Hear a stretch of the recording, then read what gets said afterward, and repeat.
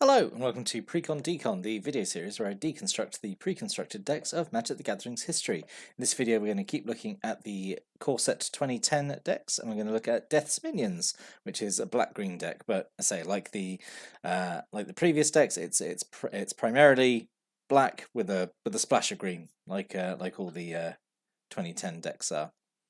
So what we got here? So one of the rares is Cemetery Reaper, who is 1 colours and 2 black for a 2/2. Gives other zombies you control +1/+1, and you can pay 2 and a black, tap, exile a creature card from a graveyard to make a 2/2 black zombie creature token. So this is this is really good. He's doing a lot. 3 mana for a 2/2.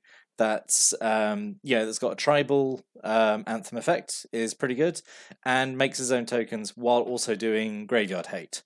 So yeah, basically super good rare to have. I actually would have much preferred if this had been the foil face rare, because I think it's not the foil face rare, and I really wish it was.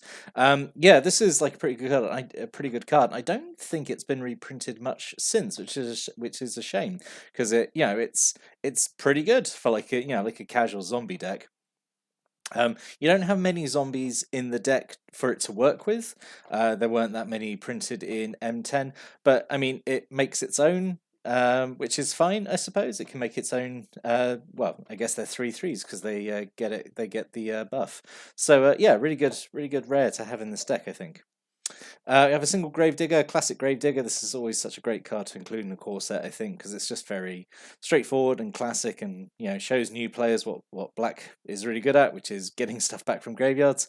So 3 in black, 2/2, raise dead when it comes into play. Yep, perfectly fine. Really like Gravedigger. It's just always very solid. Always very happy to see it show up. A single Warpath Ghoul, so it's just 3 mana for a 3/2 with no abilities. Actually, for black, not terrible, being just a 3 mana 3/2 with no drawbacks. Like, there's definitely been worse printed. It's just very straightforward, kind of a bit unexciting. Then we have 2 Zombie Goliaths. So this one is actually pretty bad, I think. Just being 5 mana for a 4/3. So its stats just really aren't good for its cost. If it was a 4/4 for 5, I think it would be okay. But being a 4/3, it's just below curve. It's just not super good. Or even it just had an ability. I don't know. It doesn't even have to have a great ability. Honestly, it could just have like, I don't know, really expensive regeneration, and that would be fine. But yeah, it's kind of a little disappointing. I think this would be a card you would kind of maybe take out first from the deck and maybe put in more of the Gravediggers or more Warpath Ghouls. Maybe I say this was kind of all the zombies that were in the set, really. We've got 2 Bog Wraiths, so just 4 mana for a 3/3 Swamp Walk. Yep, perfectly fine. Obviously, not so great if you're not playing against a deck using swamps, but even if you're not, it's a hill giant, I suppose. It's still better than Zombie Goliath, I think. Well, I suppose Zombie Goliath gets the bonus from Cemetery Reaper, and then it's 5 mana for a 5/4, so edging into okay. I think Bog Wraith is still better most of the time. Single Drudge Skeletons. We love Drudge Skeletons. 1 cast and a black for a 1/1. 1 black to regenerate. Yep, love Drudge Skeletons. Super good. Always think regenerate is such a weird choice for a keyword to put into a core set, because it is a very complicated keyword, but I'm still happy they're in here, and like they've got lovely new artwork. Yep, Drudge Skeletons are great. Love them. A single Howling Banshee, so 2 and 2 black for a 3/3 flyer, so quite aggressively costed. For black especially, and when it enters the battlefield, each player loses 3 life. So it is a symmetrical effect, but it is a really big drop. If you're playing black, you're playing quite aggressively, you're going to kind of be on more life than your opponent anyway, hopefully. So yeah, I think this is fine. I think it's an okay card to include. Single Looming Shade, 2 and a black just for a 1/1. Like, really, this is like the most bog standard shade you could have, really. Just 3 mana 1/1, 1 black to get +1/+1 till end of turn. Not so great, I would say, in this deck, just because it is technically 2 color. I mean, it is only a splash of green, but your whole mana base isn't swamps, so I don't know. It's not up to its full potential. I think this is also the last time it gets printed, which is a shame, because it's been through a lot of core sets. So like the Sage Owl we saw in the previous deck, we have to give a salute to Looming Shade and say, like, thank you for your service, and see it off into retirement. Single Wall of Bone. This is, I mean, if I like Drudge Skeletons, Wall of Bone is it better than Drudge Skeletons? No, Drudge Skeletons is still great. Wall of Bone is okay. Wall of Bone is the wannabe Drudge Skeletons. 2 and a black for a 1/4 wall. Has Defender, so it can't attack, and 1 black to regenerate. So yep, still doing the same job Drudge Skeleton does.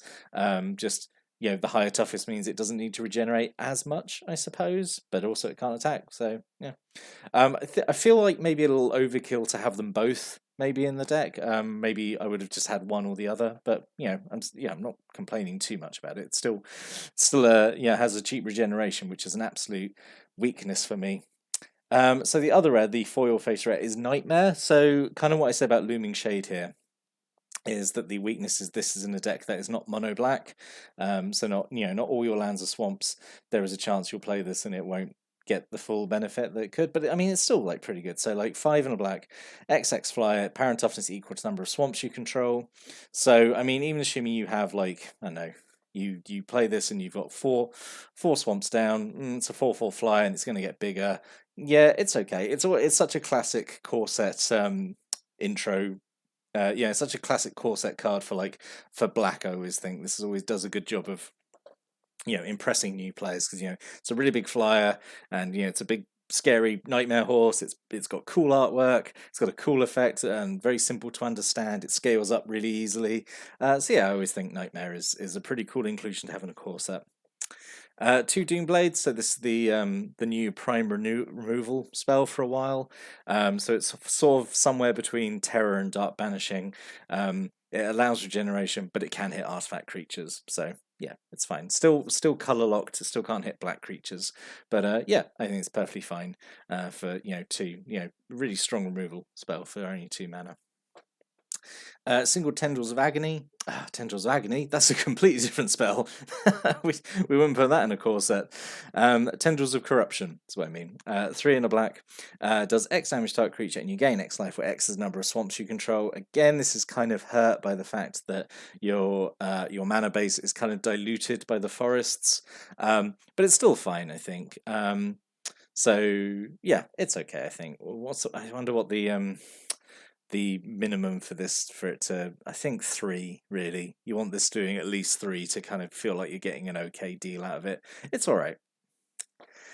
Single Assassinate, this is, well, it's not as good as Doomblade. It's 2 and a black, destroy a target tapped creature. So this is basically this is your way of dealing with black creatures, I suppose, is using Assassinate, using a spell that's cheaper and is at sorcery speed. So yeah, this is again one I think you try and cut as quickly as possible. Single Consume Spirit, X1 and black. Spend only black mana on X. Like, yep, again, kind of diluted by the fact you've got you're playing a 2-color deck. But it does, but again, that's a deck building, I guess, point for new players. They'll be like, oh, this works better if I just have a deck just with black cards in it. I'll just do a mono black deck, I suppose. So I suppose it could nudge them in that direction. But yeah, does X damage to target creature player and you gain X life. Yep, super good. Just always good to kind of close out the game with this, like save up a bunch of mana, do a really big one. Or just, pick off creatures. Or just kind of get a temporary kind of boost, I suppose. Yeah, I think it's alright. It's, always good to include. Single Diabolic Tutor, 2 and 2 black. Just search your library for any card, put into hand, then shuffle. Yep. So I think most of the time this is going to be used to be getting either the Nightmare or the Cemetery Reaper. But there's always opportunity. You might need it to get something else. But this is a really nice reprint to have in M10 as well. A nice like tutor effect. And then 2 Mind Rot, classic Mind Rot. Again, like Gravedigger, always like seeing this kind of in a core set. Again, just to show kind of what iconic things black does, which is in this case make people discard. This goes nicely. You can play this, make people discard creatures, and then you can either Rise from the Grave, which is a spell there, or use the Cemetery Reaper to exile any creatures they discarded and turn them into zombies. So yeah. And then Rise from the Grave, which, as I sort of just mentioned, that reanimation spell, can get a creature card from memory graveyard, comes into the battlefield under your control, and it's a black zombie in addition to his other colours and types. So there's another way actually of getting a zombie on the field that then gets the buff from Cemetery Reaper. So that's pretty cool. 5 mana, I think, is perfectly fine for this spell. Yeah, I'm actually glad it's not double black, because I feel like something like this should have double black in it, but it doesn't, which I'm very grateful for. So yeah, good spell. And then the splash of green. So we have a single enormous Baloth. It's just 7 mana for a 7/7. That's all it is. Just a big old 7/7. So a no potential reanimation target, or just a big fatty for later in the game. Maybe, I don't know. This was the best choice. But as I say, we'll discuss that in our usual bit at the end, where what could have been. Single giant growth. Yep. This is fine. always a good inclusion. Like, it's never, no creature you've got is gonna is not going to benefit from this. And then a single naturalize just for a bit of utility. So yeah, that's fine. I don't think there's a lot of artifacts or enchantments amongst these decks. Like I don't think any of them have artifacts in them, and only a few of them have enchantments. So yeah, I don't know, but it's always good to have it. And then a single Terramorph Expanse, 12 Swamps, and 5 Forests as the mana base. So yeah. So what could have been? Well, as I said, the card selection here is okay. Could have been maybe a little bit better. I would have liked to see Child of Night. This could have been fun. One card says this was a new card in M10. 1 card in the black, 2/1 with lifelink, which is okay. So no, this isn't where lifelink gets keyworded, because that's back in Lorwyn, so ignore me. But this is where vampires are now established as being kind of smaller.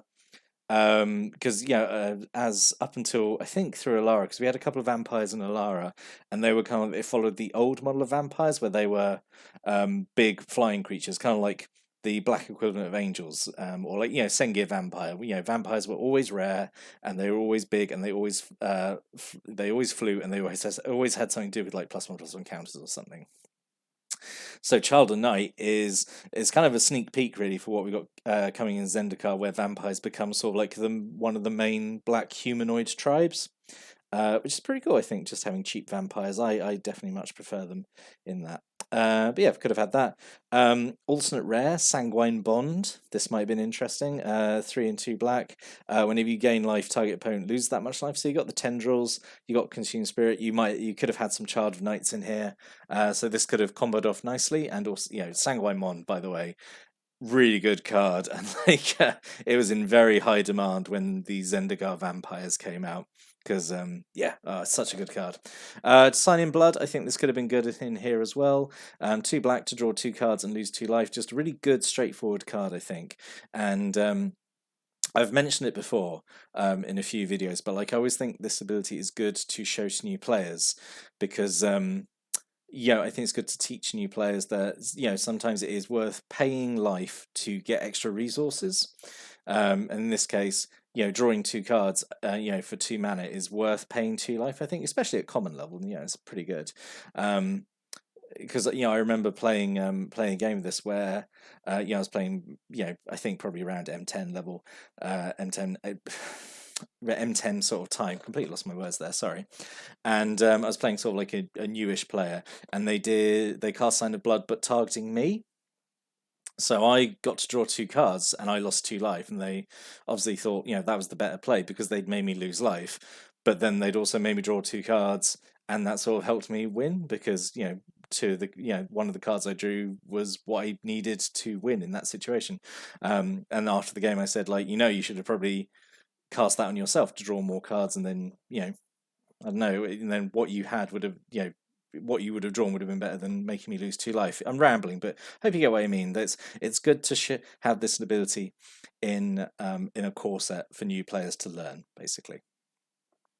Dread Warlock I thought could have been okay as well. So just 1 and 2 black for a 2/2, can't be blocked by black creatures, so kind of better fear, because artifact creatures can't block it. So yeah, technically better than fear, and just cool art, just like Dread Warlock, just a cool card to have, kind of like the Black Phantom Warrior, I suppose.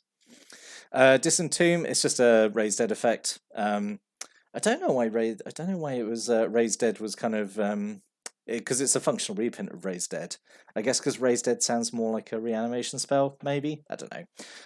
But yeah, this is fine. Could have had one of these in here, maybe. And then I think of him as, instead of Enormous Baloth, is Acidic Slime. So 3 and 2 green, 2/2, has Death Touch, and when it comes in, when it enters the battlefield, you destroy an artifact, enchantment, or land. So then actually you wouldn't need the Naturalize. You could have had another green card. I don't know what, maybe like Rampant Growth or something. But yeah, I think that would have been better than the Baloth, and I think fit the maybe like the theme of black green a bit more, maybe just because it has Death Touch, which is always something you associate with black green. So in summary, I think this one's okay.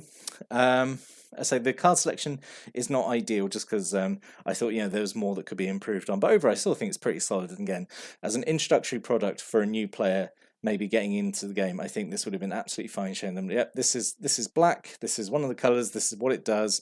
It's got zombies. It makes people discard. It kills creatures. Yep. Go and have a good time with it. So yeah, in that regard, I think it's pretty good. It does its job well. What do you think of the deck? Do you have any thoughts, comments, stories, opinions about this deck? Put a comment below. Always like reading those. But I'll be back next time. I'm going to look at another M10 core set intro deck. So until then, thanks for watching and listening. Have a good day.